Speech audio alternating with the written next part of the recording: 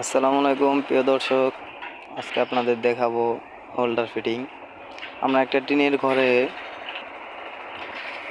Wiring করতেছি। যদিও টিনের ঘর, কিন্তু আমরা বিল্ডিংয়ের মতো করে প্রত্যেক বোর্ডের ফেস আলাদা, ফেস নিউট্রাল আলাদা আলাদা করে এবং একটা ডিবি বক্স বসাইছি। ডিবি থেকে প্রত্যেকটা রুমের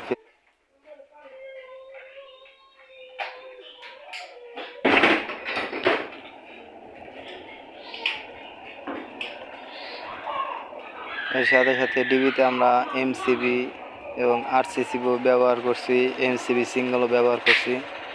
এখন এই যে পাশে দেখতে পাচ্ছেন বোর্ড, আমরা এই তারগুলো সব বোর্ডে আনবো।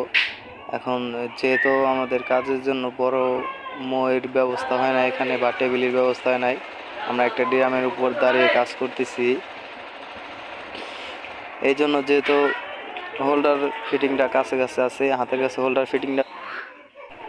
হোল্ডার ফিটিং শেষ করে তারপর হলো আমরা কিসের কাজ করব, তারগুলো বোর্ডে আনবো, সুইচ বোর্ডে।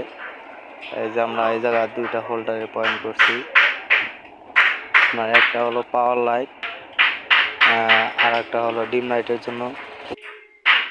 প্রত্যেকটা বেডরুমেই আপনার দুটো করে লাইট দিয়ে আমরা স্বাভাবিকভাবে, যেহেতু গৃহস্থরা বলে যে একটার বেশি দেওয়া যাবে না, কিন্তু একটা সাদা লাইট আর একটা ডিম লাইট ব্যবহার করে আমরা।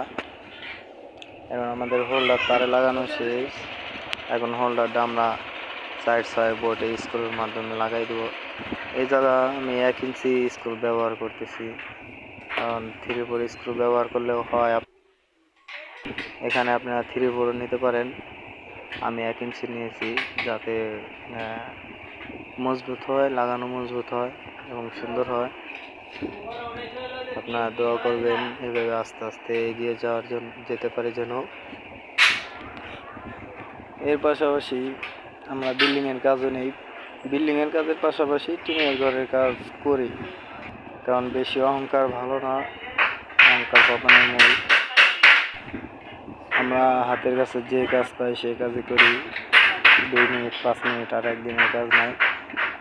আপনারা সবাই পাশে থাকবেন, দোয়া করবেন যেন এইভাবে আস্তে আস্তে এগিয়ে যেতে পারি।